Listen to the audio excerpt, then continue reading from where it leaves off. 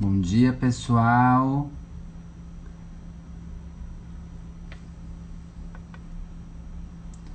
Vocês me ouvem bem? Oi, Nara.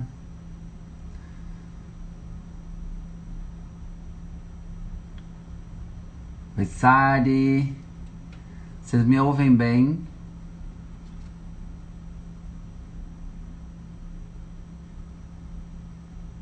Tá ótimo, obrigado, Natália. Deixa eu ver aqui.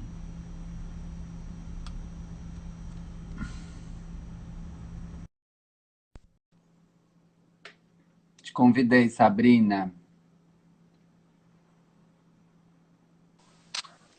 Oi, Sabrina. Oiê, Tudo bem? tudo bom? Tudo bom? Tudo bem? Oi, gente. Bom dia. A Sari já tá aí, tá? Só pra te Eu avisar. vi. Ai dela que não tivesse. Acho que a gente espera só uns minutinhos, Sabrina. Uhum. Gente, já tem 1.400 pessoas. Tem umas, agora ia ter umas 300, mas já tem bastante. Porque eu recebi algumas perguntas, Sabrina, agora de manhã. Meu celular começou um monte de gente mandando mensagens. Pessoal, eu acho que eu vou desativar os comentários. E aí ali embaixo tem um sinalzinho de interrogação. Se vocês tiverem alguma pergunta, vocês mandem nesse sinal de interrogação. Não usem. Oi, Ângela! A Ângela que vai falar sexta-feira também tá aí. Porque me falaram, eu não sei se isso faz sentido, mas ontem fez, eu com os comentários desativados dá menos pau na live, assim. Ainda mais quando Dá. entra gente. Então eu vou desativar, daí a gente vê também a Uhum. Cristina bem. E se vocês tiverem comentários, vocês podem escrever, botar ali naquela interrogaçãozinha que eu vou tentar abrir em algum momento da nossa live para fazer. Bom, então vamos começar. Eu quero primeiro Uhum. agradecer, Sabrina, pela tua disponibilidade. Eu não conhecia a Sabrina, né? E na verdade a Sabrina é uma parte da responsabilidade dessa live, dessa série de lives, porque no sábado, conversando com a Sari, que é prima da Sabrina, ela, a Sari me disse assim: eu tô preocupada porque eu assisti uma live da minha prima que é enfermeira e que. Eu tô só abrindo as perguntas aqui. E Uhum. que me comentou que no Brasil a gente está com uma mortalidade de crianças muito grande, tarará. E aí eu comecei a ficar muito preocupado com essa informação. Não conseguia dormir do sábado para o domingo, tanto que a Sari brincou. Ela disse: eu percebi que na nossa conversa, de repente, você se desloca, fica out, porque eu não consigo processar essa informação. Eu tenho, Sabrina, medido um pouco a quantidade de notícias que eu assisto e leio sobre o Sim. coronavírus. Percebi que isso estava me consumindo muito, assim, né? E aí isso foi um disparador para eu dizer, eu acho que a gente precisa começar a falar algumas coisas meio que urgentemente, e em vários âmbitos, incluindo a saúde, por conta dessa situação toda, aí, enfim.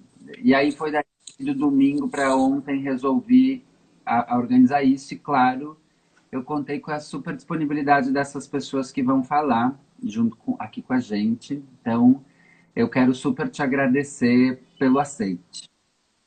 Ah, a Sari, fiz uma live, na verdade, pela Associação Brasileira de Terapia Intensiva, né, de enfermagem, a qual eu faço parte, e achei legal, assim, porque teve um público diferenciado, não só o público da saúde, né?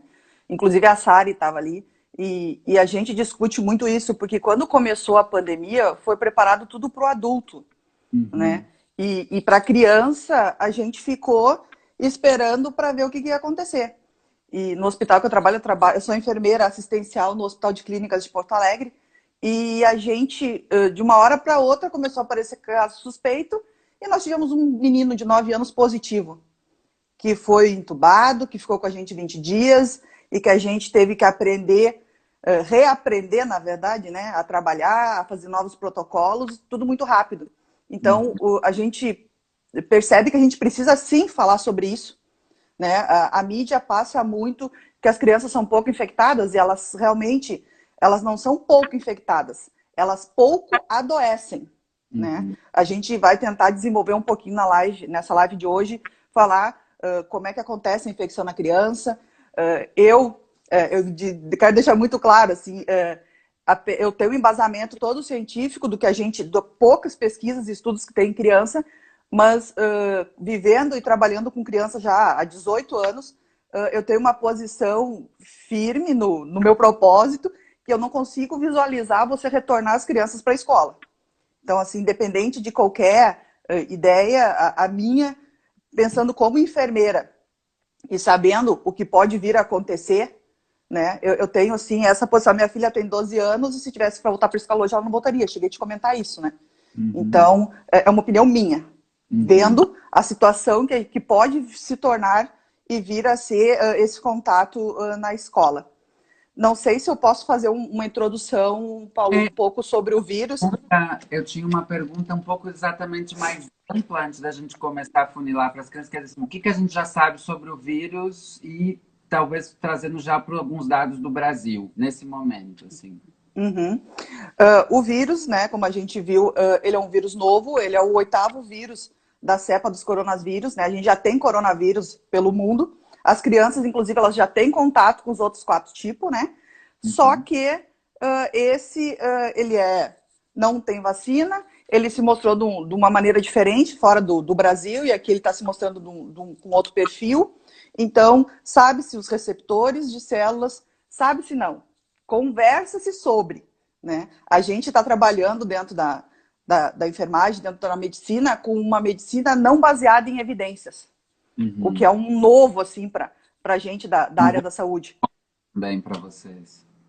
Isso, porque os estudos não são conclusivos. A gente acaba pegando experiências da China, experiência da Itália, que logicamente é muito maior com adulto, né? São poucos os artigos científicos da área da pediatria, e até mesmo alguns casos de NEL, porque NEL também tem casos, né? As pessoas acham que bebê também não acaba não sendo afetado, infectado, mas acaba sim, os recém-nascidos.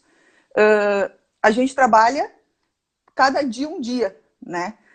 Vendo o que está acontecendo de diferente nos Estados Unidos, olhando o nosso paciente, a gente troca muita ideia com quem está cuidando do paciente lá em Nova York, quem está cuidando lá em Barcelona. A gente tem esse link dentro da UTI, o nosso professor médico tem esse link, então ele conversa muito para ver o cuidado. O que acontece com as crianças de lá, qual é o perfil.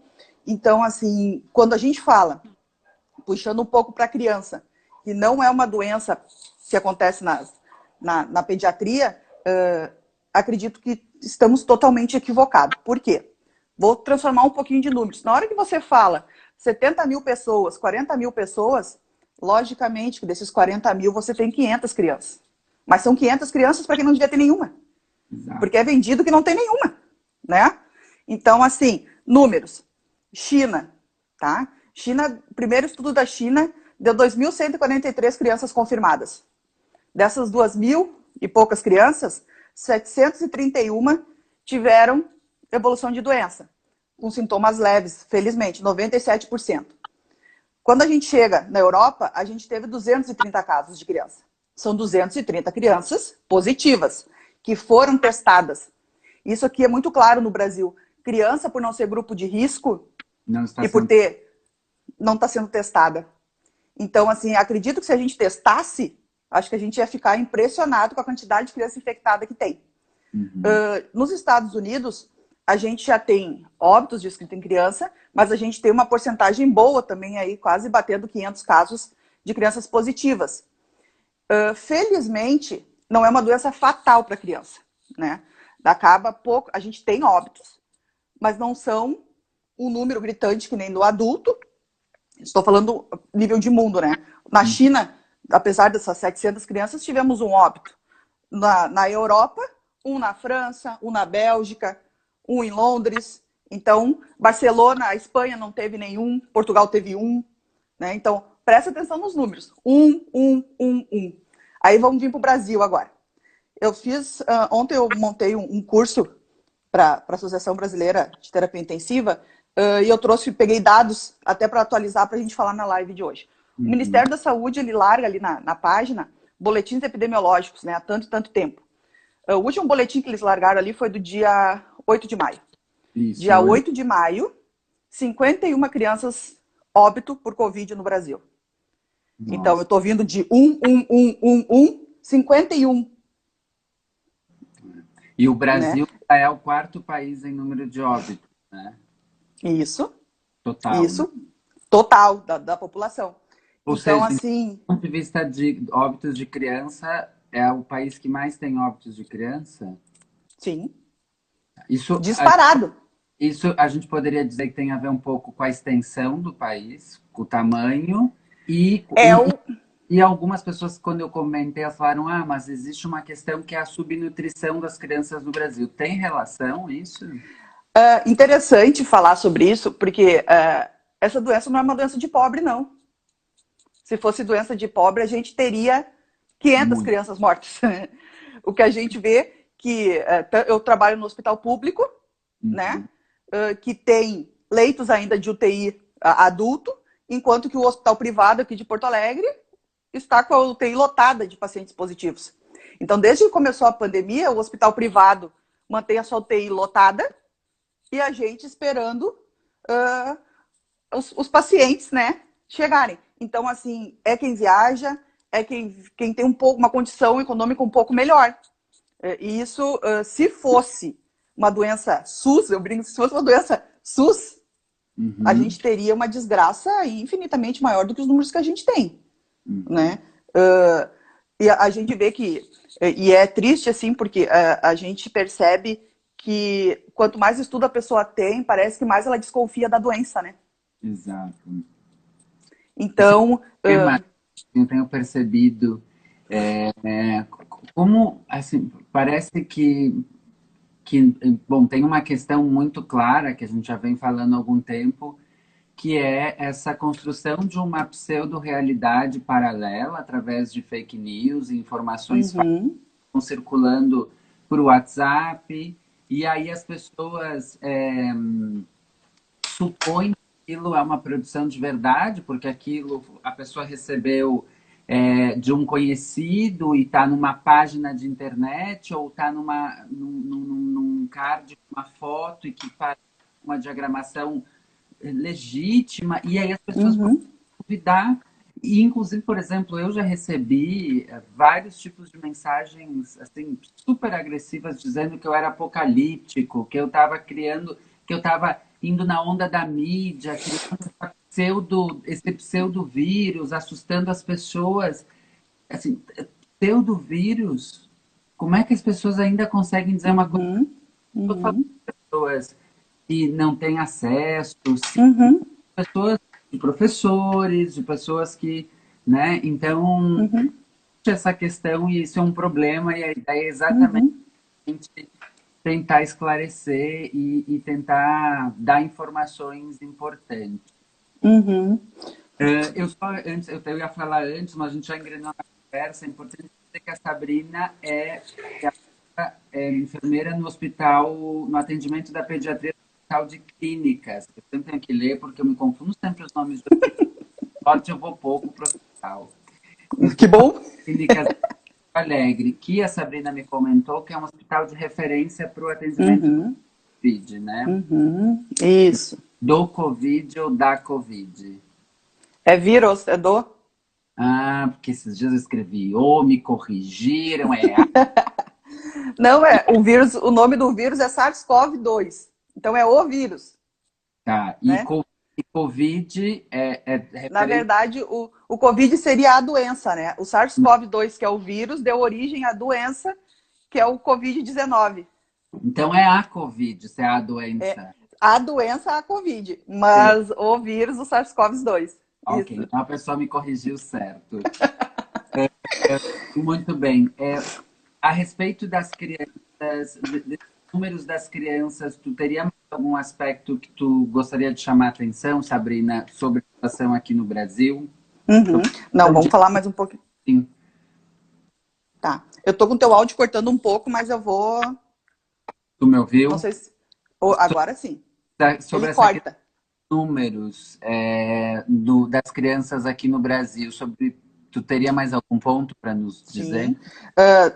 Falando, vendo um pouquinho o desenho, então, desses 51 óbitos que a gente tem no Brasil, eu cheguei a anotar aqui porque os números, eles são vários. A gente tem, repito, são mais, eu acho que de 20 estados com óbitos de criança, tá? Eu peguei os mais que achei assim, significantes, que é Pernambuco com 6 casos, Ceará com 8, São Paulo com 6, Rio de Janeiro com 3. Chama atenção que esses dados, eu entrei no banco de dados da Secretaria da Saúde do Rio de Janeiro, porque eu achei interessante que lá dizia assim, 3 casos de óbito em criança, mas eles têm 200 pessoas que não foi notificada a idade, que Hum, morreram e não têm idade. Então, a gente sofre no Brasil ainda mais com isso, né? A gente tem eles notificam, mas notificam errado, não notificam completo.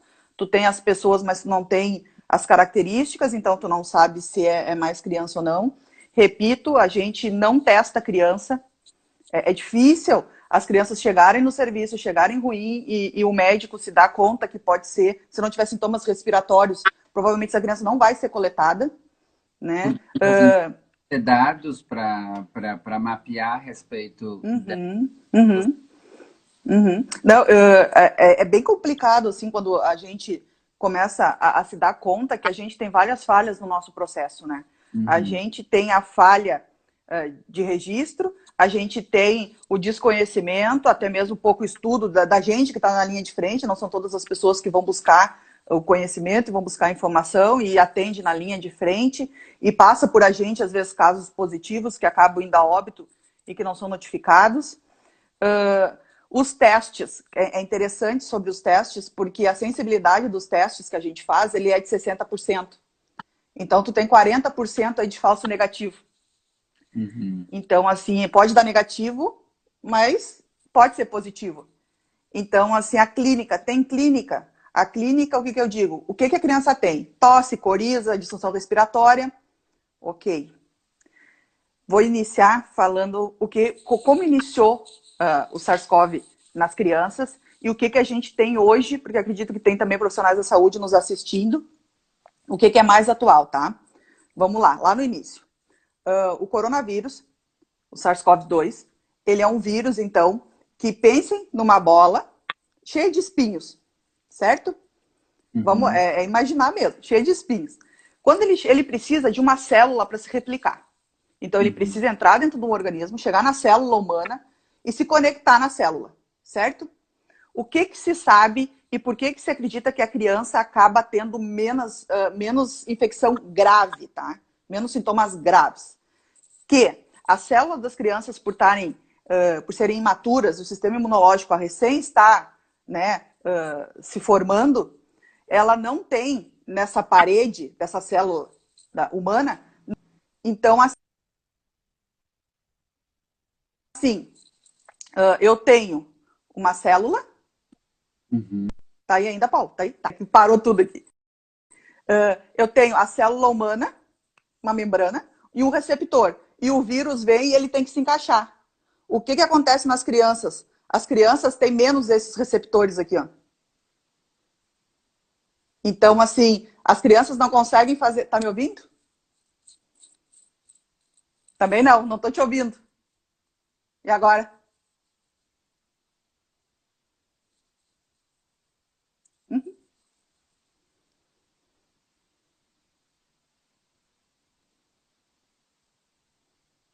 E agora?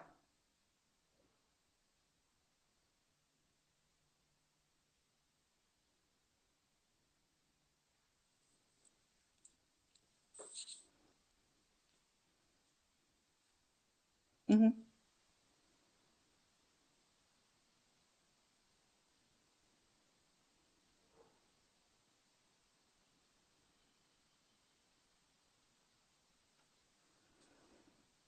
E agora? Tá? Posso continuar? Olha, eles estão me ouvindo, estou ouvindo a Sabrina. Tu foi cortado da live.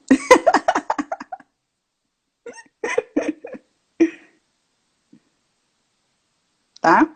Então, assim, gente, se a gente sabe, a ciência já conseguiu.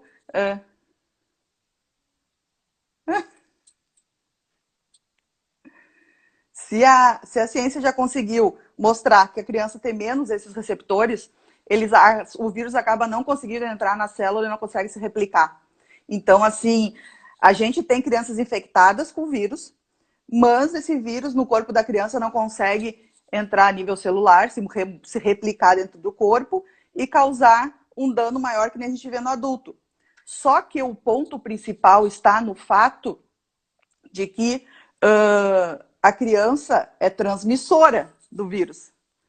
Ela está infectada, ela se desenvolver sintomas leves, lembrando que na China, de 731 crianças positivas, a gente teve 97% de assintomáticos e leves.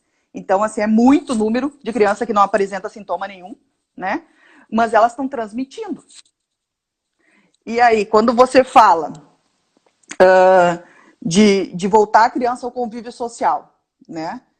Sabendo que ela pode ser um vetor, ela é portadora, certo? E ela vai conviver com outras crianças. Como é que vai ser isso no retorno para casa? A gente vê que o fato de você tirar a criança da escola, né, nesse momento, é para te quebrar o ritmo de contaminação. Porque a criança acaba sendo um vetor entre as famílias de um lugar para o outro.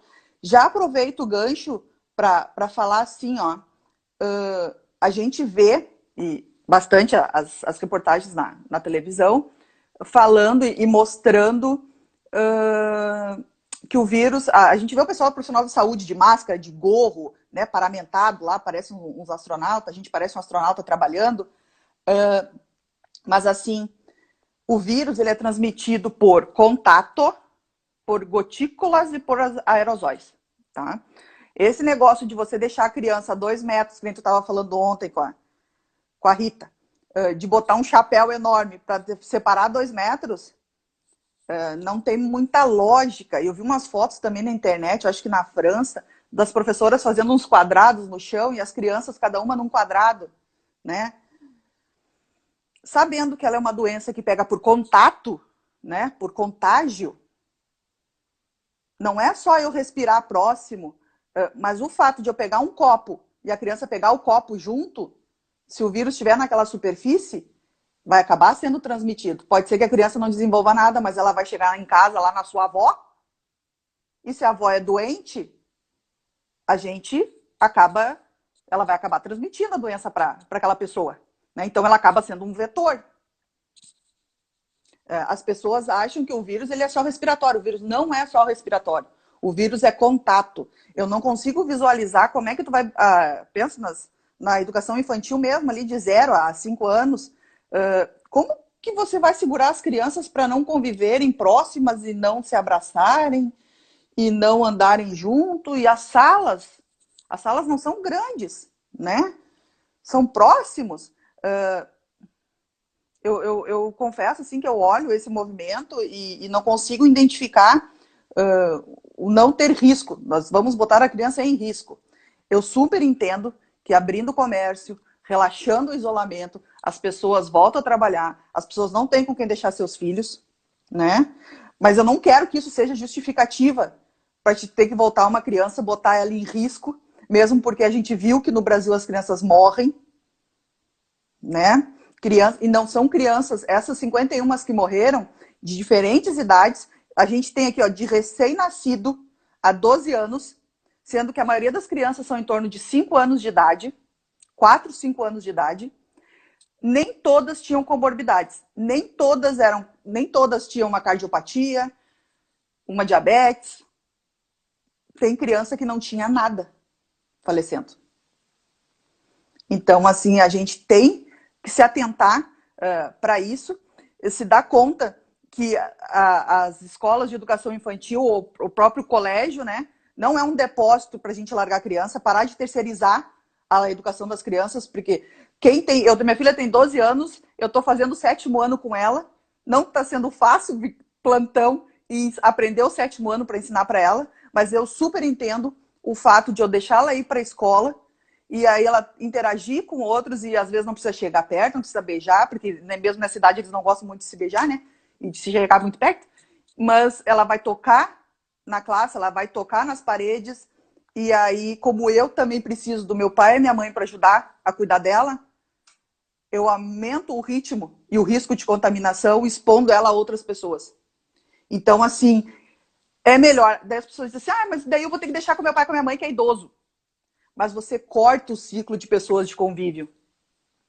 Você vai deixar 3, 4 pessoas convivendo com ela, enquanto que você larga numa escola, você vai ter 200, 300 crianças de pais que estão fazendo o isolamento e com aqueles pais que estão na orla do Guaíba no domingo, né? Inclusive levando as crianças.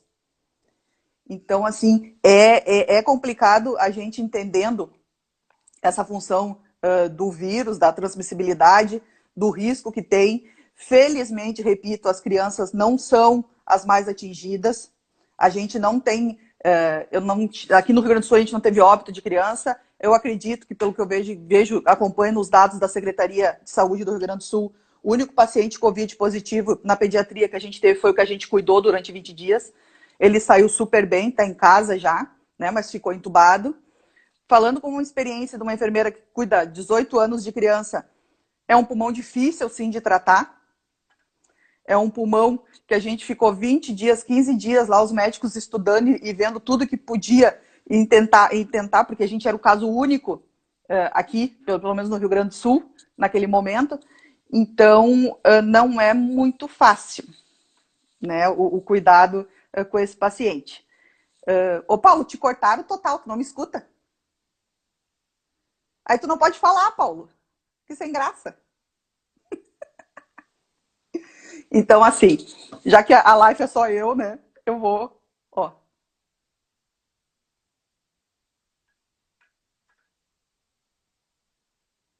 Tá, então assim, ó, o Paulo vai desligar, gente, e ele vai ligar de novo pra gente conseguir. Entrem de novo que a gente começa, tá bom? Vamos ver. Vocês estão me E ouvindo agora? agora? Agora eu tô. Eu também. Você sabe, Sabrina, que eu acho que é o meu celular que dá esse ciricutico. Não sei, porque ontem eu fiz pelo iPad e funcionou bem.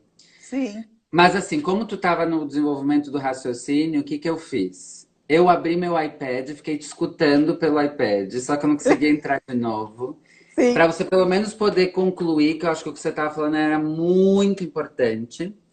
Uhum. E aí, tá, daí agora para eu poder te fazer umas perguntas, eu pensei, fiquei pensando aqui, o que eu vou fazer? Eu escrevo pro WhatsApp, será que ela enxerga? Se eu escrever aqui no comentário, no meio de um monte de comentários, aliás, eu vou tirar os comentários, será que ela enxerga? Então tá, bom, então, só recapitulando, Sabrina, o que você estava falando dado a circunstância, você considera muito difícil pensar a possibilidade de retorno, né, das Uhum. crianças, porque diminuindo a circulação delas, além de ser importante e seguro para elas, vai para as outras pessoas, porque Uhum. Claro. é perigoso para as crianças e elas também são um vetor de transmissão.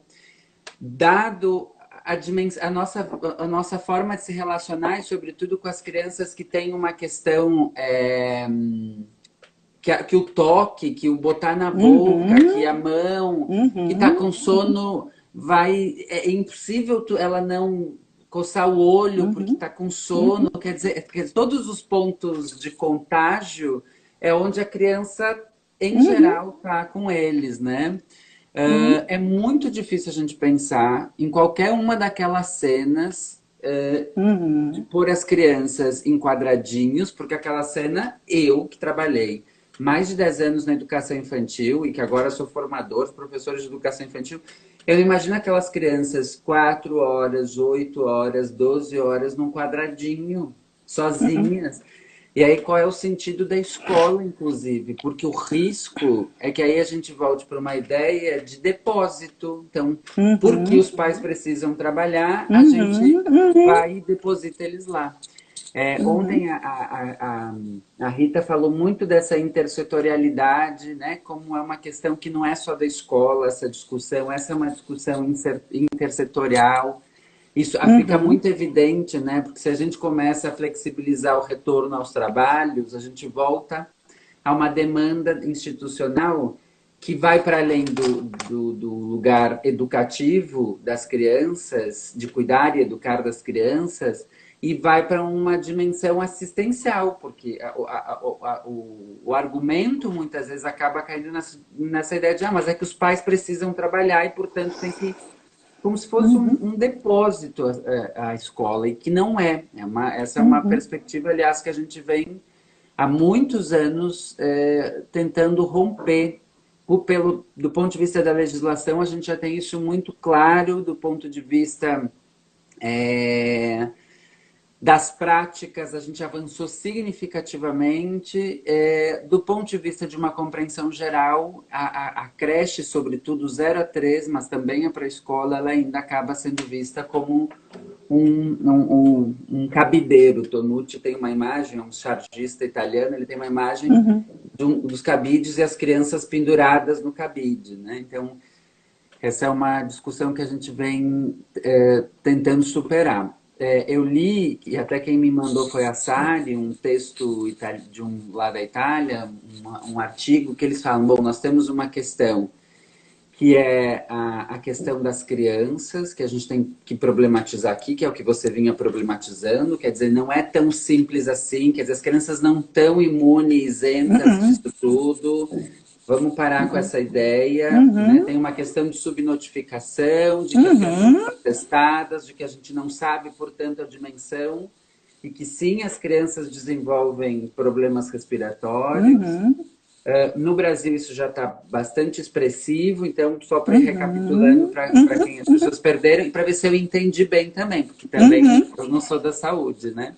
uhum, Nós temos então uma questão das crianças, nós temos uma questão das crianças que também do outro ponto de vista estão sentindo falta, tem uma dimensão social, no sábado a gente vai conversar com a Bianca sobre isso, assim, né? E alguns estudos, um estudo que a Fundação Maria Cecília Souto Vidigal publicizou a respeito dos desdobramentos da saúde emocional das crianças. A Fiocruz também publicou um material a respeito disso, quer dizer, tem uma série de desdobramentos esse isolamento na vida das crianças, que também é uma questão para a gente colocar aqui na mesa e dizer, é um ponto para a uhum, gente pensar.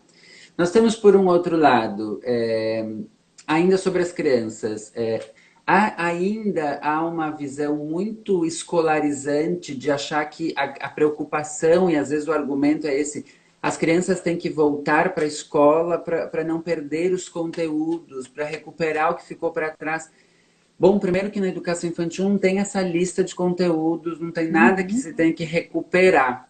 E o nosso ponto principal é o uhum, bem-estar das crianças. E o bem-estar uhum, nós vamos ter que avaliar ele de acordo com a circunstância. Neste momento, o que significa bem-estar para as crianças, né?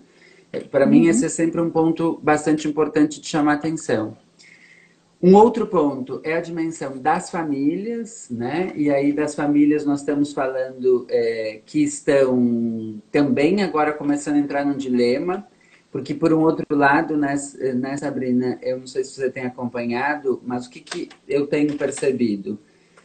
As escolas estão fechadas, os pais estão retornando ao trabalho aqui no Rio Grande do Sul, muito em função dessa flexibilização, muitos adultos estão voltando ao trabalho.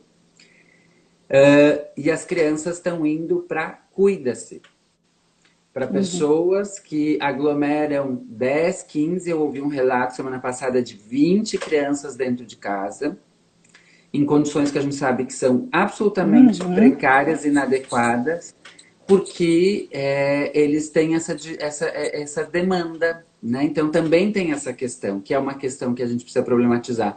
E por que eu comecei falando da discussão da intersetorialidade que a Rita falou ontem, para linkar com isso? Porque a gente começa a entrar naquilo que esse artigo também falava, que era uma terceira questão, que é o acesso, a saída das crianças da vida familiar e ir para uma instituição, ela implica muitas questões, né? Ela implica, por um lado, o direito da mãe e o pai trabalhar e da criança acessar um espaço educativo, mas ela implica também que condições nós estamos criando para essas crianças existirem, viverem. Já que numa situação como essa, nós estamos com as crianças num limbo, quer dizer, em casa não dá para ficar sozinha e na escola também não é adequado, né? Então nós estamos numa situação onde que as crianças estão num limbo. É super sério isso, foi isso que começou a me tirar o sono do sábado para o domingo, porque alguma ficha caiu só no sábado para o domingo, e aí eu disse, bom, a gente vai ter que começar a trazer essa discussão para a roda. Pode falar, Assim, por ó, favor. o que me chama a atenção, Paulo, eu acho que as pessoas, eu acho que o Rio Grande do Sul, por ter feito o distanciamento, o isolamento, e a gente não ter tido aquela loucura que está tendo em São Paulo, Rio de Janeiro, e quando eu falo loucura, eu não falo pelo que eu vejo na mídia, mas sim pelos grupos, pelo nosso grupo de WhatsApp de enfermeiros intensivistas que estão atendendo esses pacientes em Rio, São Paulo, Minas, Manaus. Acho que o gaúcho aqui, a gente ainda não entendeu a magnitude do evento, assim. É óbvio que a gente precisa trabalhar, né? É uma doença que está pegando a classe média, que é quem utiliza as escolas, né? Que tem condições de literalmente pagar, tirando as do município, mas as particulares, as privadas, a gente tem que voltar a trabalhar para poder pagar as contas e para poder comer também, né? Mas eu acho que o evento, ele é um bem maior, né? Na hora que tu manda o teu filho para a escola, sabendo e está descrito isso, que ele pode ser um infectado e transmitir a doença, você é um alvo. Nós somos um alvo.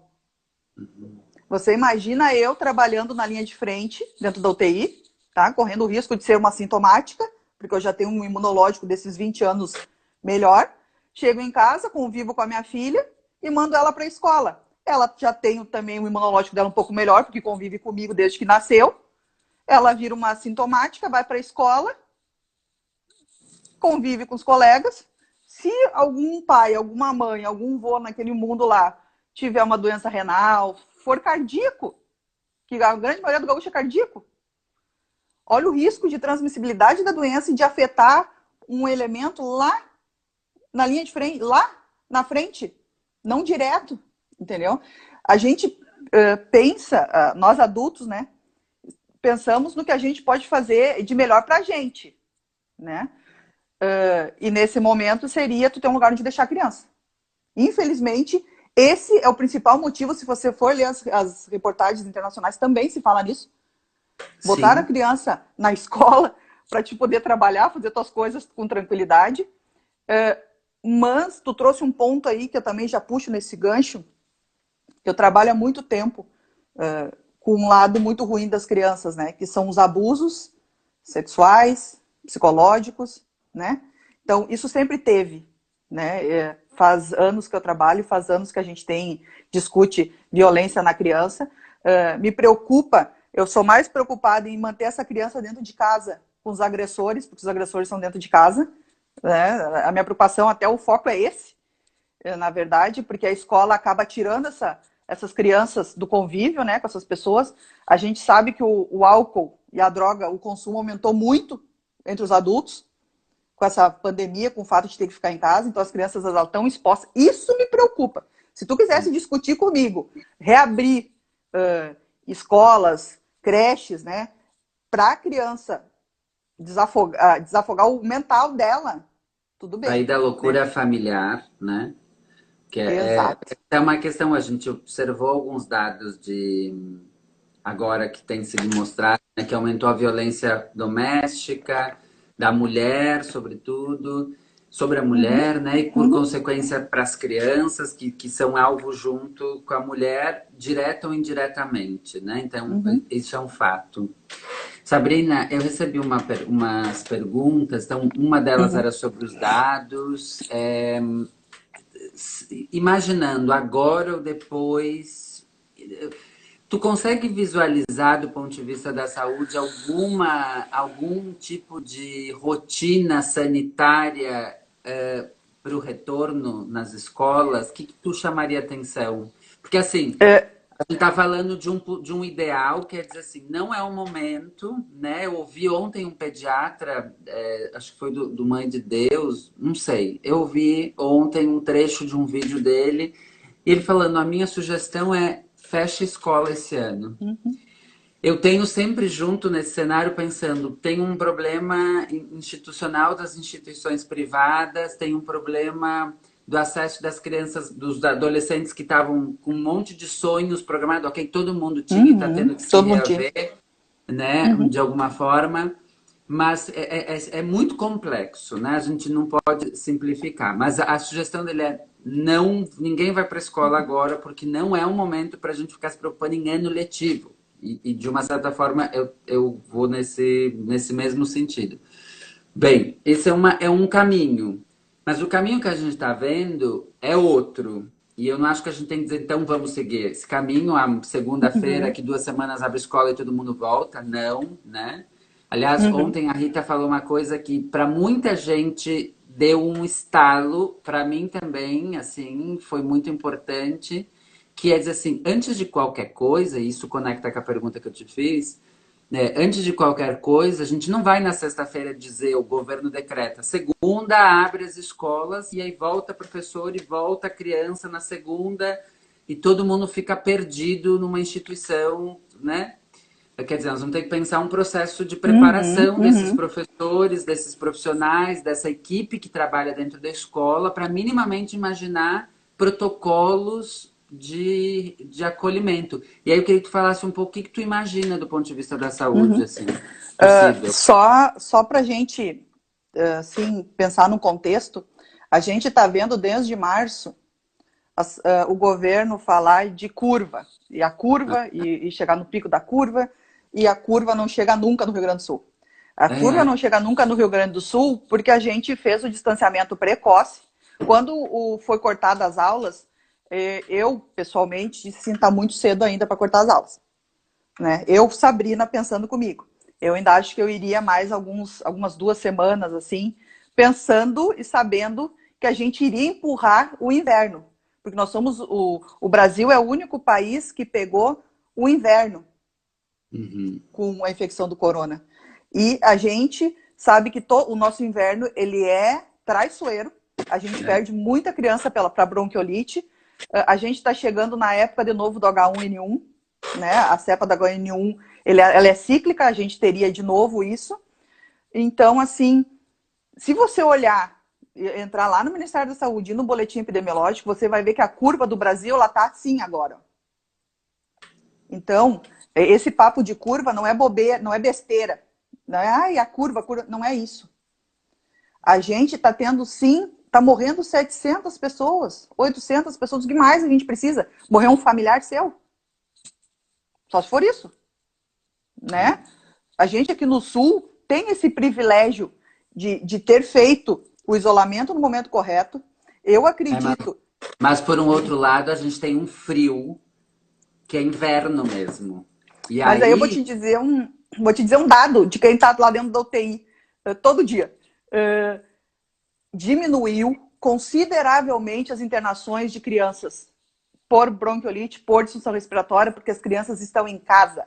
Isoladas.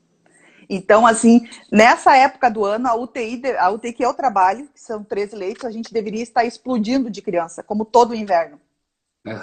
Num inverno típico, nem nesse inverno específico.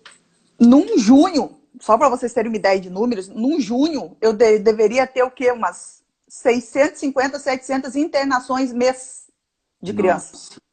E 90% bronquiolite. Nesse momento, eu tenho leito vago dentro da UTI. Então, só não corta. Isso está associado ao isolamento do fato das crianças estarem isoladas. Isso a gente discute todos os dias dentro da UTI. Cadê os pacientes? Cadê os pacientes? Estão dentro de casa? Não tem que sair às 5 da manhã para se deslocar por uma... Ficar dentro de um ônibus... 50 minutos, 1 hora, chegar na creche.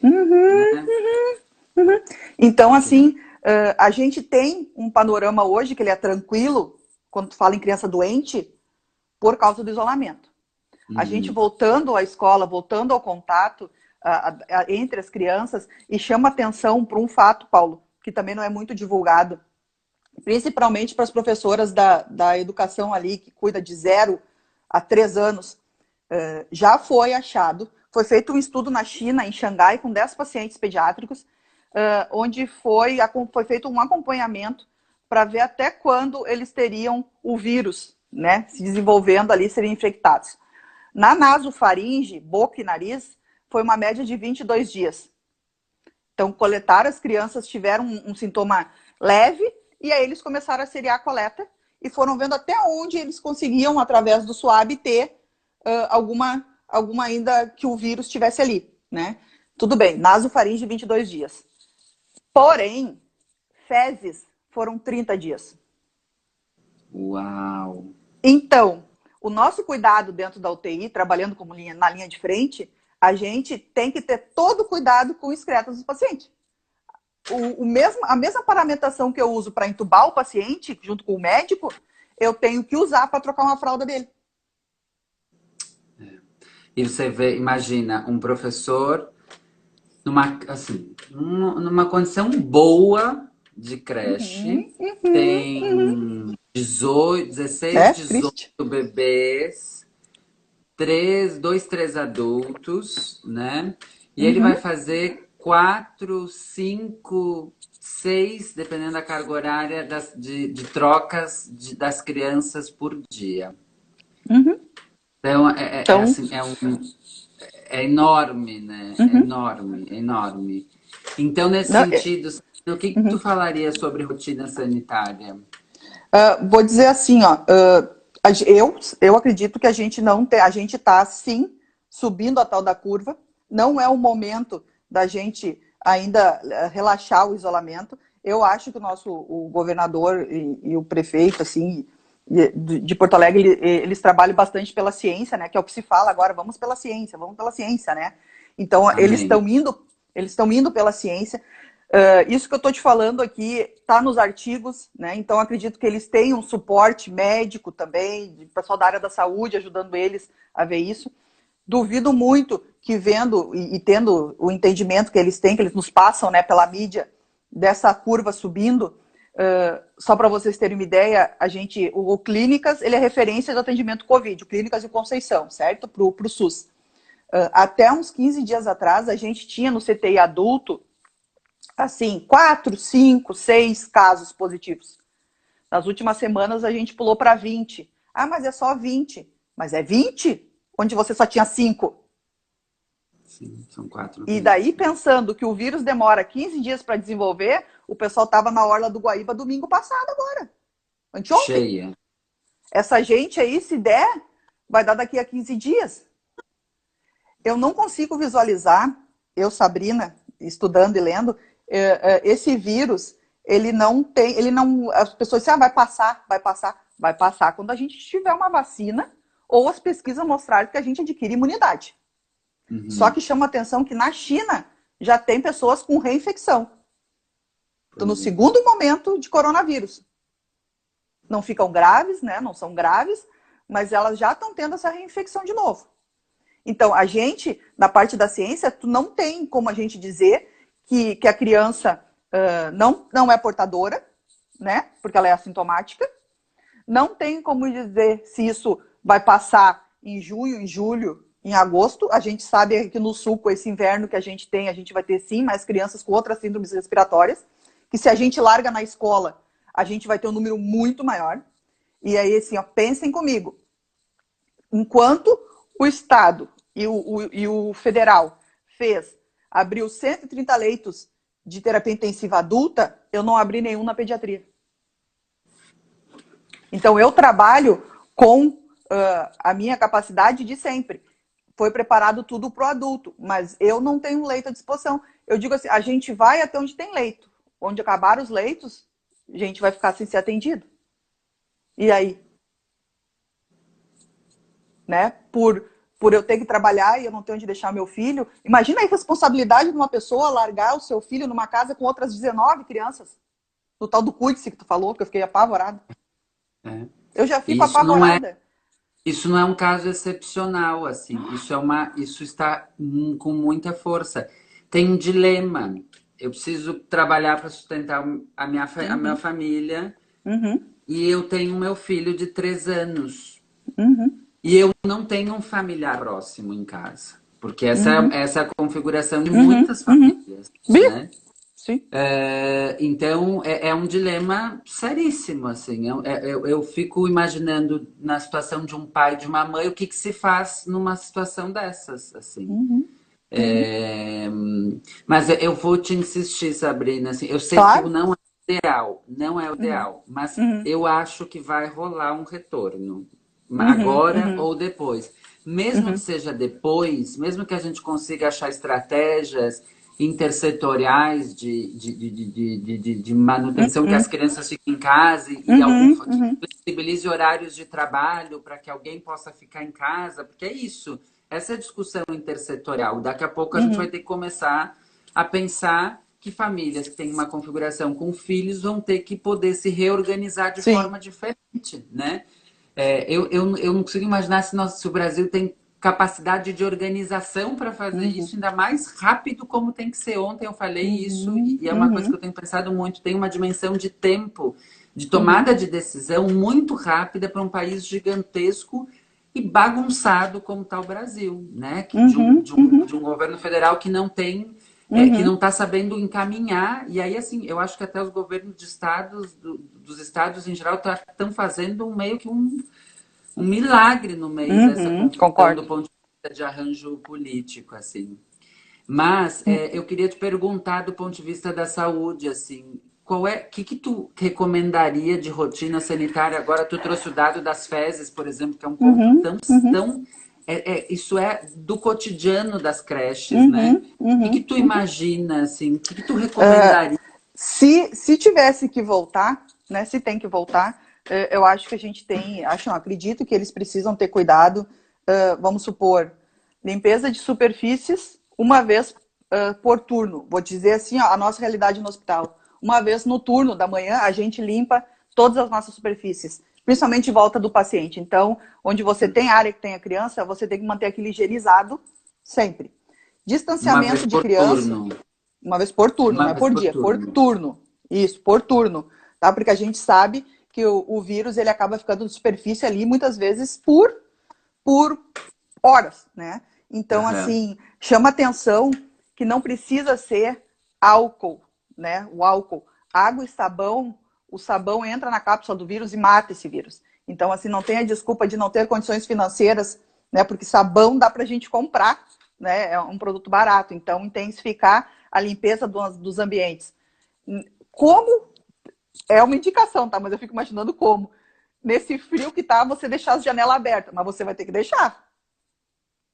Se você puder fazer atividade com crianças ao ar livre, se a escolinha permite, é lá que você vai ficar. Não tem como. Eu não consigo visualizar, apesar de achar que algumas crianças estão sofrendo uma pressão psicológica tão grande. Eu vejo crianças que chegam nos lugares e digam assim: não toque em mim, não toque em mim, não toque em mim. Gente, o que nós estamos fazendo com as crianças? Né? Chega, as crianças estão assim, ó. Tem criança que você chegou perto ou fez menção que vai tocar, a criança tem um ataque, né? Mas enfim, a grande maioria ainda se chega, se abraçam, estão brincando ali. Eu vejo para o meu condomínio. As crianças aqui brincam como se tivesse vida normal. Então, na escolinha, acredito que isso vai acontecer também. Criança não dá para você ficar passando álcool gel o tempo todo, não deveria passar álcool gel o tempo todo, porque o álcool gel ele tem os seus perigos também. O álcool gel entrou aí na nossa vida de uma hora, na nossa não, né? Na vida da maioria das pessoas, porque eu já trabalho com ele há 20 anos, mas entrou na vida das pessoas. Chama atenção, a minha mãe essa semana fez referência para mim que ela queimou a boca e os lábios porque ela estava pegando a máscara e borrifando o álcool gel na máscara. Depois de lavar, imagina você pegar uma criança. Eu li que tá tendo um monte de situações de intoxicação, né? Uhum, Porque uhum, eu fui uma uhum, vítima dessas. Eu entrei numa loucura, assim, nos primeiros dias, uhum. comecei, meu Deus, limpa, limpa, limpa a casa. E aí eu misturava produtos de limpeza para ficar mais forte ainda, assim. E eu não me dei conta, porque eu sou muito boca aberta para essas coisas, não me dei conta do perigo que era botar quiboa e álcool juntos, assim, sabe? Aham, uhum, Para intoxicação. Depois eu fui ler, porque aí acaba construindo um outro uhum, componente uhum, uhum, absolutamente nocivo para o organismo. E uhum, eu li que isso é uma recorrência, essa questão de uhum, intoxicação. uhum, Por mais que tu fique passando álcool gel nas crianças, é assim, tu tem 18 crianças, 20 crianças, uhum. tu passou em três, tu foi passar nas outras três, essas três já botaram a mão na boca, um no outro. Eu não consigo imaginar, assim, eu não consigo imaginar o que que se faz, por exemplo, assim, como é que E é deixo que claro, Paulo, as sociedades brasileira de pediatria, enfim, que quem estuda isso e busca estudos fora do Brasil, eles não recomendam o uso de máscara para menores de 2 anos, isso é bem tá? importante, eu já Então, compartilho assim, as isso. crianças... Ah, Sabrina, por quê? Pelo risco de asfixia. Do mesmo jeito que a gente não deixa a criança botar um saco na cabeça para não morrer asfixiado, a gente não utiliza máscara no rosto das crianças menores de 2 anos.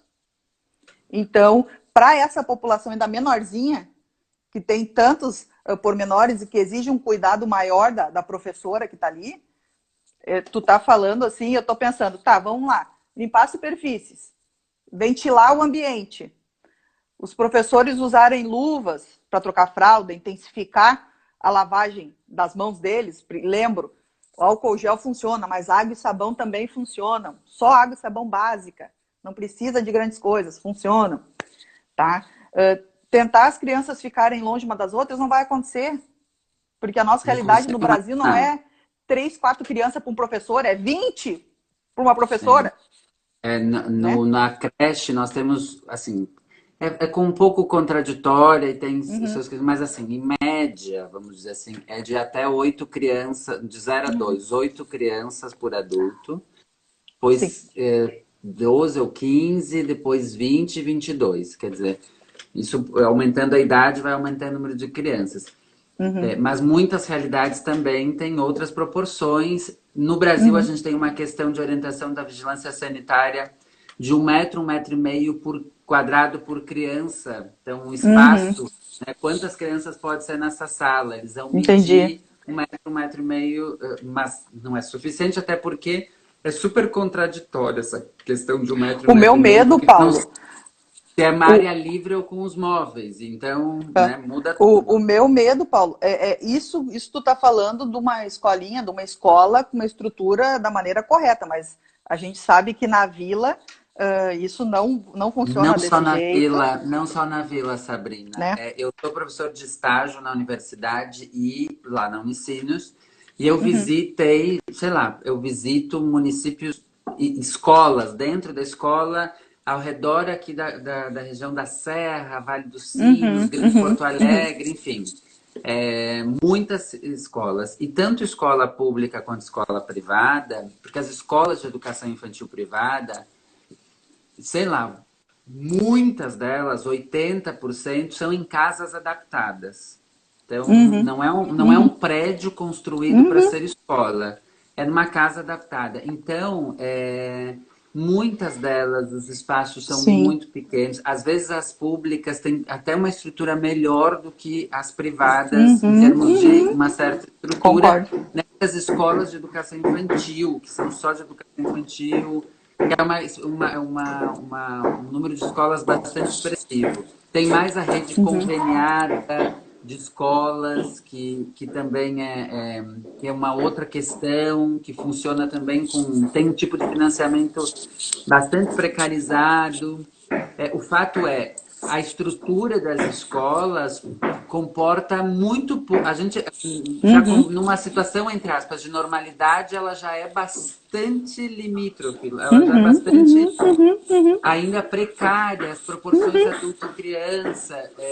Eu imagino que, do ponto de vista desse retorno, é mais complexo ainda a gente imaginar com aquelas mesmas condições. Eu vou recuperar uma coisa que a uhum. Rita falou ontem, que para mim é um ponto importante. Quer dizer, não tem como a gente imaginar voltar com aquelas proporções. A gente vai ter que achar outras estratégias. Eu só queria te fazer uma pergunta sobre os protocolos que eu estou ainda aqui pensando. E vou conectar com uma pergunta a Eliana Cisla, de São Paulo, que é uma amiga, me mandou ontem para eu te perguntar, que era a respeito dos usos de EPI para professores, né?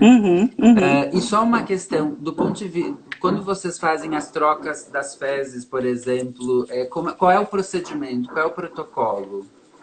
Se a criança ela tem suspeita, né, ou é confirmada, a gente precisa colocar o avental impermeável, a máscara N95, aquela face shield e inclusive o gorro, porque o vírus vai pro cabelo também, né? Ele fica no nosso cabelo ali. Então, quando eu digo paramentação completa, é o quê?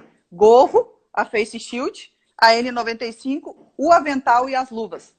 É assim que a gente troca as crianças dentro do hospital. E cada uma vocês trocam, e cada troca de criança vocês trocam tudo isso? Para não, tudo isso não. A gente pode ficar com a face shield, porque a gente higieniza ela com álcool, né? A N95 ela fica atrás, então a gente consegue reutilizar, mas o avental descartável e as luvas é para cada paciente. Então, assim, tem que ser muito bem pensado. Muito bem pensado o que as professoras vão utilizar. Essas fraldas têm que ser um lixo separado, eu não sei como é que funciona, se já tem uma orientação para isso. Essas fraldas, elas têm que ficar num lugar, sei lá, num lixo fechado, onde quem for remover para levar não ter o risco de se contaminar, né, para botar pro lixeiro, porque sabe-se sim que tem cepas de coronavírus nas fezes. E aí a criança sendo assintomática, a gente não tem como saber. Né? Então, assim... E um assintomático, por exemplo, não adiantaria só fazer medição de temperatura, por exemplo. Não adianta... Não, porque assim, a febre, nos estudos que a gente vê pelo mundo, a febre ela está em 47%, 48% dos casos. Então, é menos de 50% faz febre. Sim. Né? Um dado também, quase... Nós já estamos quase uma hora aí falando. Eu poderia passar a manhã toda falando contigo. Então, o bom que caiu a live é que a gente tem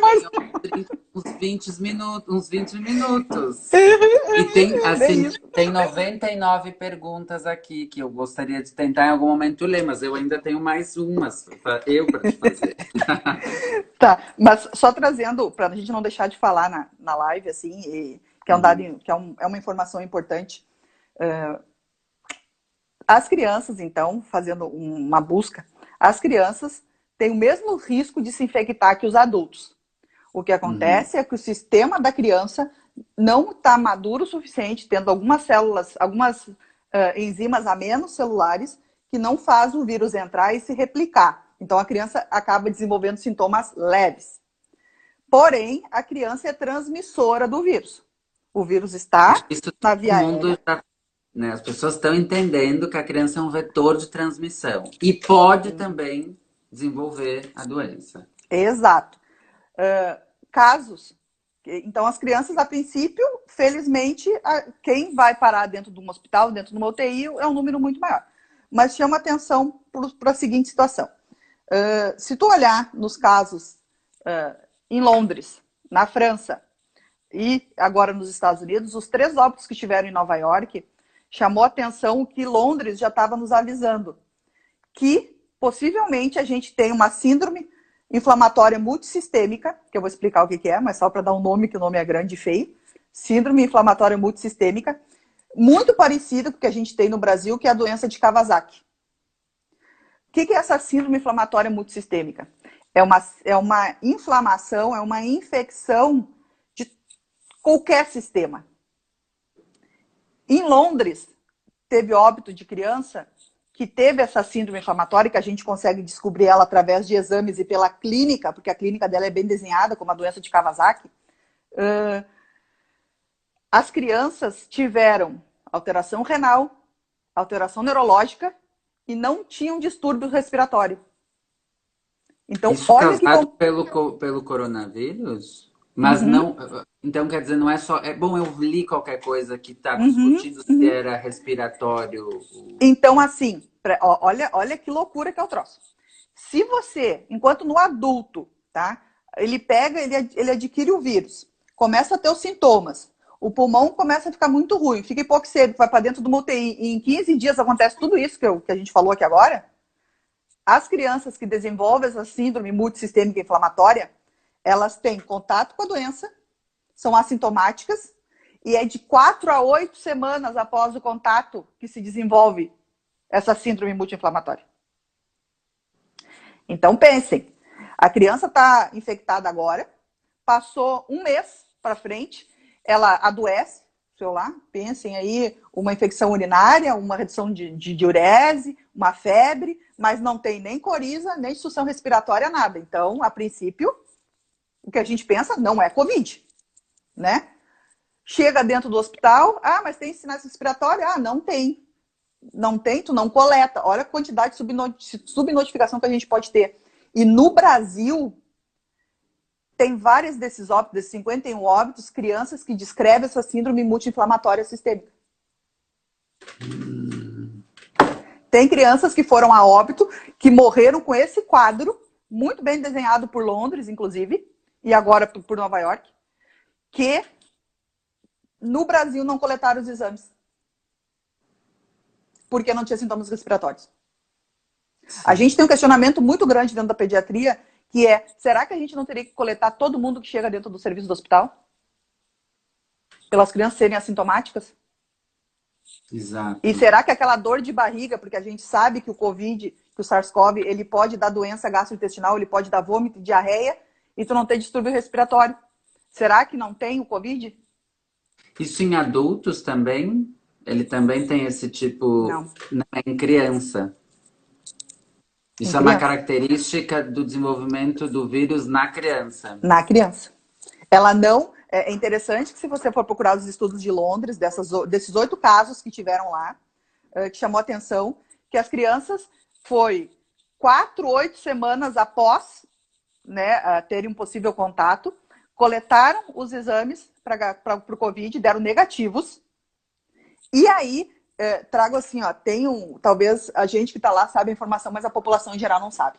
Esse exame que a gente tem, que a gente faz no hospital, que é o que o Estado fornece, né, que é o mais barato, mas que funciona, a gente pega, tipo, 3 cotonetes grandes, bota um em cada narina e um na boca, certo? Bota ali dentro e leva, é colocado numa máquina e é feita a leitura.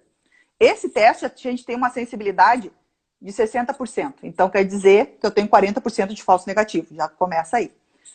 E existe o teste que a gente coleta do sangue, que é o tal que, se vocês ouvirem falar aí, é IgM, IgA e IgG. Que diz que se você já teve contato com esse vírus. Então, assim, que é caro, que só tem na rede privada, a rede pública ainda não tem. Lá no hospital que eu trabalho, a gente não tem o IgM e o IgG ainda. Então, a gente fica só com esse outro modelo. O SWAB. Então, assim, essas crianças em Londres coletaram o SWAB, que deu negativo, mas coletaram o IgM e o IgG. E aí, todas as outras, as 8 deram positivo, que já tinham tido contato. Então, essa síndrome multi-inflamatória, que para nós é parecida com a doença de Kawasaki, ela está sendo associada ao Covid-19. Então, assim, não é que as crianças não adoecem, elas adoecem. Não é do mesmo jeito que no adulto, porque o adulto em 15 dias cai doente, vai para dentro de uma UTI.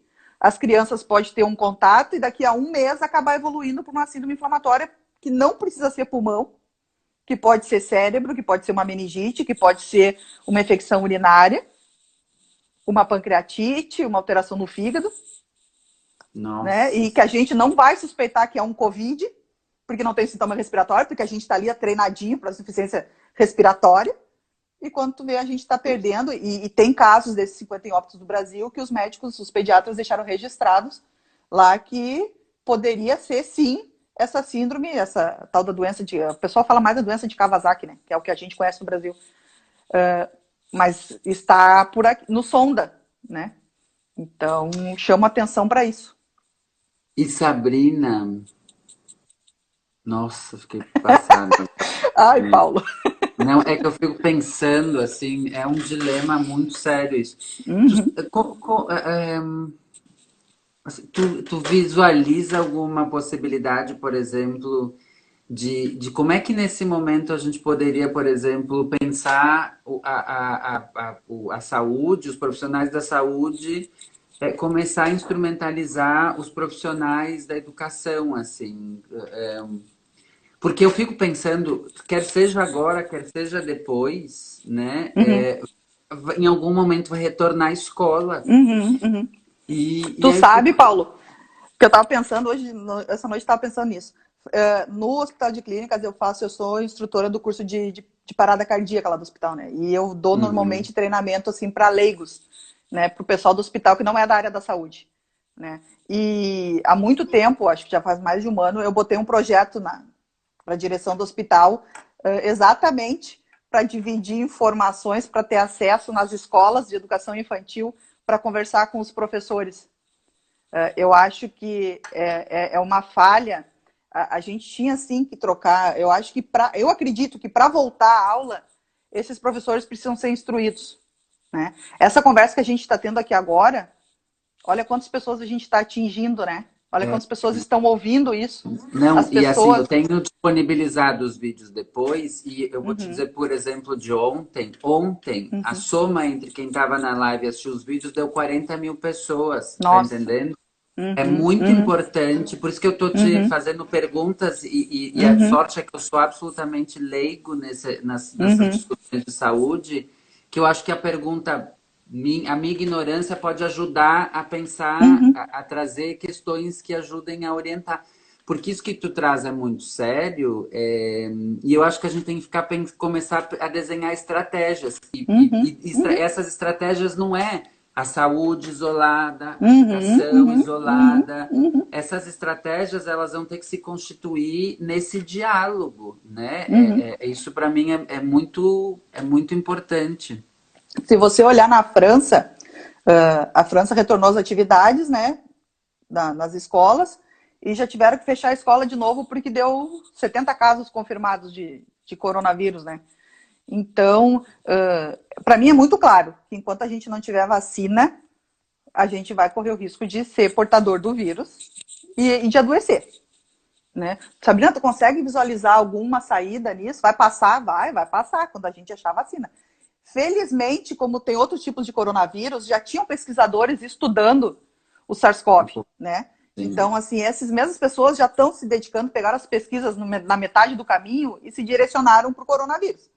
Então, assim, já tem Ontem eu gente. vi uma notícia de que acho que nos Estados Unidos Uhum, tiveram um retorno positivo de uma uhum, vacina, né? Que já uhum, está indo para uhum, uma segunda fase. uhum, Mas também hoje acordei com a notícia de que o Brasil entra na fila por um processo que ele está bem mal situado no exterior e, portanto, como ele uhum, também não entrou num uhum, acordo de apoio por essa infeliz governo que a gente tem, uhum, a uhum. gente entra numa fila, diz assim, vamos esperar a boa ação. Tu É, sabe não, alguma coisa a disso? gente, a gente paga pelos governantes, né? Mais uma vez o povo paga pelos governantes.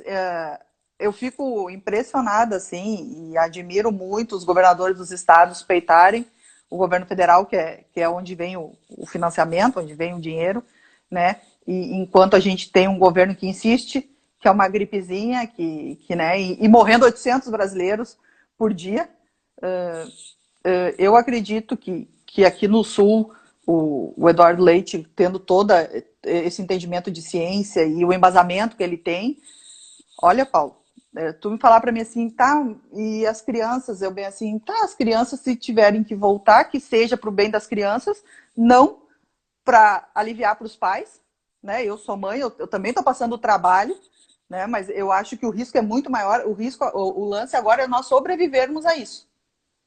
Não E, adianta sab- nada, e diga. Sabrina, vocês estão. Tu sabe, eu não sei se você sabe ou Uhum. se você também está participando, se vocês estão participando dessa discussão, porque eu sei que o governador está construindo com uma equipe protocolos Uhum, de retorno para as uhum, escolas, né? Que a princípio ele uhum, anunciou que ia ser na sexta passada, uhum. mas não foi, e que foi inclusive um dos desdobramentos de eu pensar essa semana de live. Tu sabe se tem pessoa, deve ter pessoas da saúde participando dessa discussão E Eu que estão acredito que conseguindo sim. imaginar que quando a gente fala de educação infantil é absolutamente distinto de falar do Sim. ensino fundamental, porque isso é uma Uhum, coisa que eu quero uhum, sempre uhum, chamar atenção, né? Eu falei ontem e vou repetir. Quando as pessoas falam, no geral, a escola, a educação básica e organizar por aulas e não sei o que lá, talvez funcione com uhum, crianças uhum, maiores. Mas uhum, eu tenho absoluta certeza que com as crianças de 0 a 6 não é desse jeito que vai funcionar. uhum, A gente não consegue isolar as crianças na educação infantil não ficam uhum. sentadinhas numa cadeirinha que dá para botar uma baia de Claro que não. acrílico, de papelão, porque não é assim a jornada das crianças na escola, né? Eu me preocupa tu falar assim, não tem, a gente não vai conseguir separar as crianças, não vai conseguir deixar elas se tocarem, elas botarem a mão nos olhos, na boca. Eu me preocupo bastante, Paulo, com os professores, né? Com o Era a minha pessoal pergunta da Copa, agora. com o pessoal que faz o lanche, né? A senhora da limpeza que vai limpar os banheiros, né? Enfim, é uma coisa muito maior, né? Para te voltar as crianças, tu bota os adultos, tu está expondo o adulto, né? Parece assim, para Sabrina, se tu olhar os outros países, Israel, Dinamarca, que voltaram às aulas, interessante que o fundamental, as crianças ali no início da adolescência, não voltaram primeiro. Quem voltou foram as crianças pequenas, né? E aí demorou quase um mês para as crianças de quinta, sexta, sétima série voltar, principalmente até pelo fato delas começarem a ter mais esses receptores e desenvolver mais a doença. Porque na Europa, as crianças, a média da idade das crianças que morreram foram 14, 12 anos. Então, na China, né, foi 14 anos, então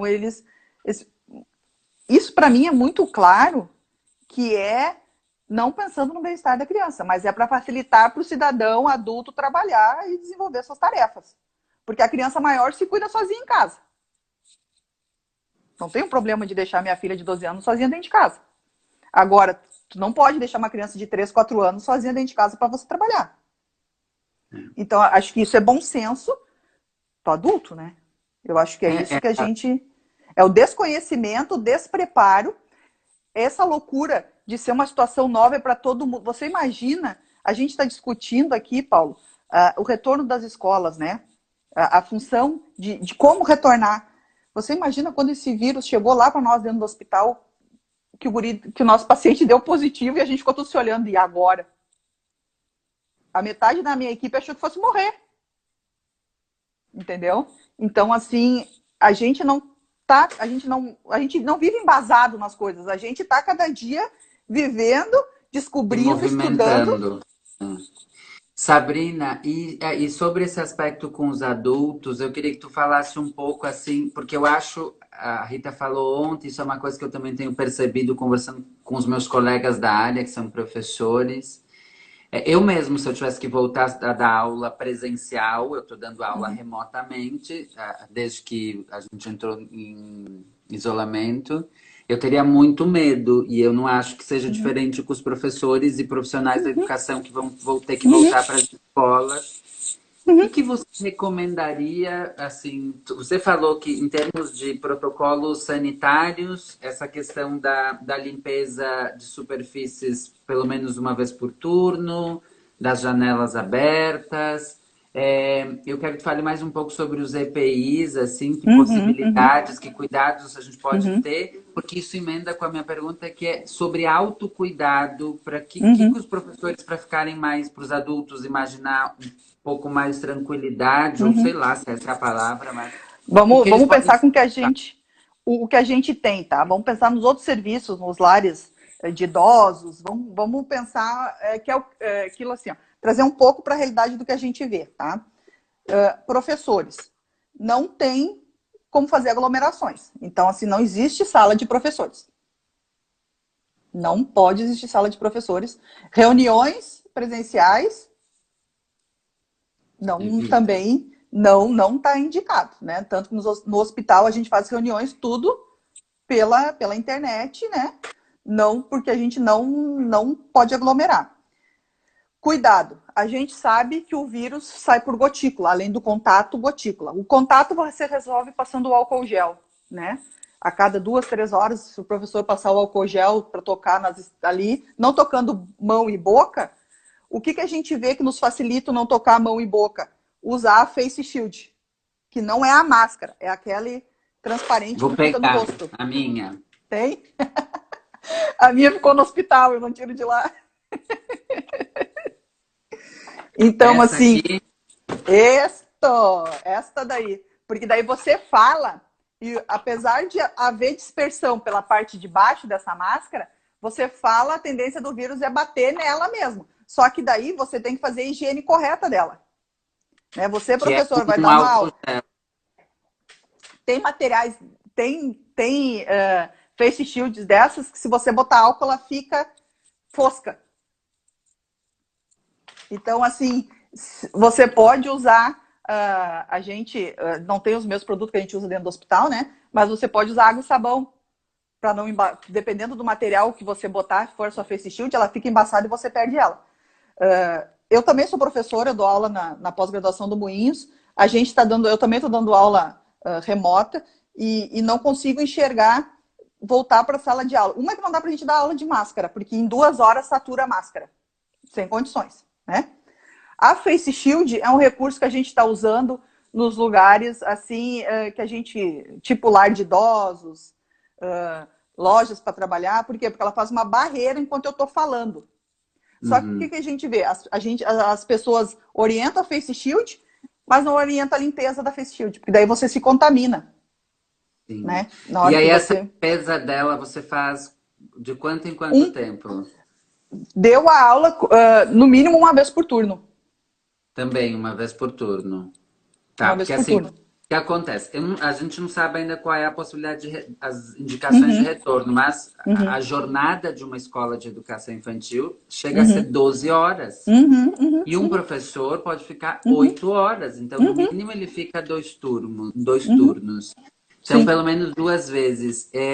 Se o professor usa ela, assim, vamos imaginar. Eu não sei se esse é o jeito, eu tô só levantando hipótese, porque também assim, Ninguém sabe, Paulo, como é que é o jeito.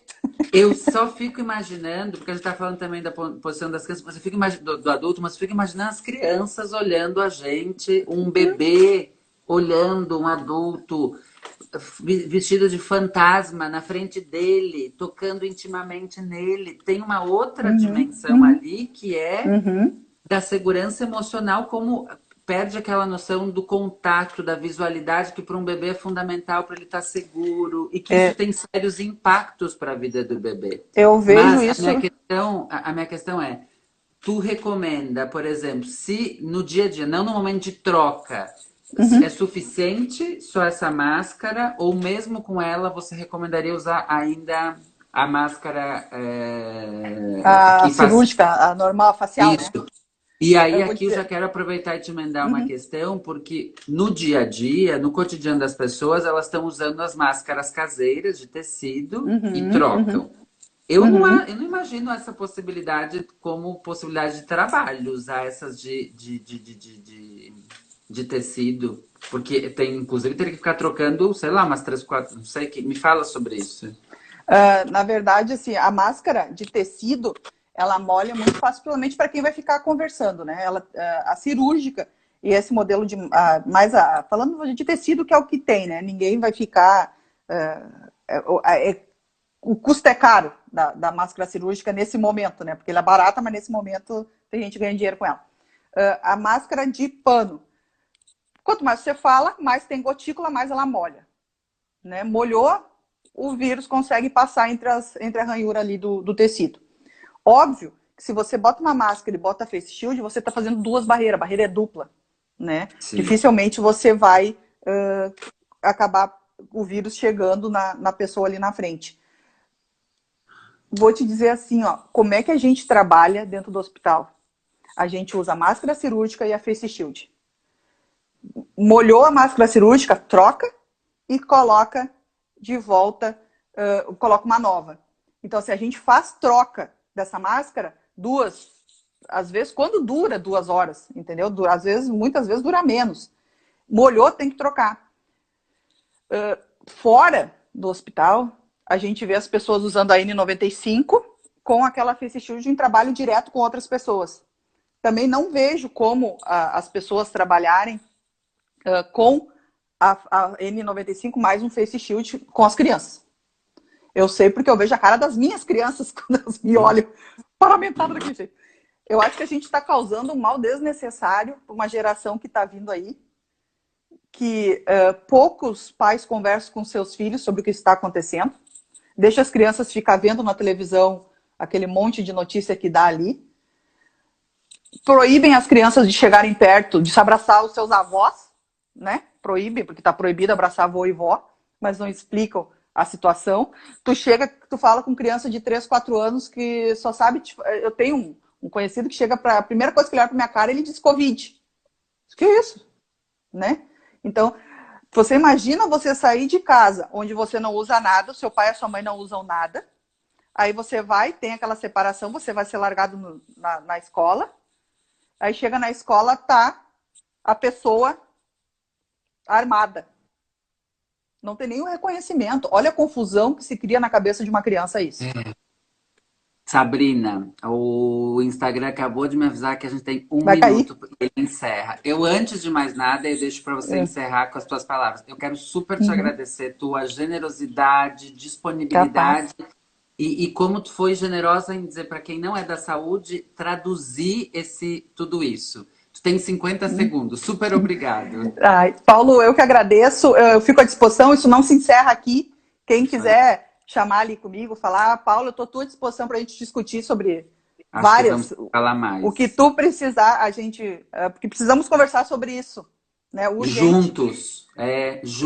Isso para mim eu quero chamar a atenção de falar juntos disso. Porque assim, o perigo tá para as crianças é mínimo, mas o perigo tá para nós adultos também. Então, assim, para professores, para as pessoas que trabalham, para os funcionários que trabalham nessas escolas, para os nossos familiares.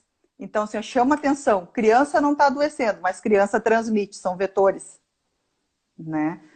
Então, atente-se para isso. A gente, se voltar, nós temos que voltar muito bem instrumentalizado, entendendo os processos, não fazer depósito de criança em escola, certo?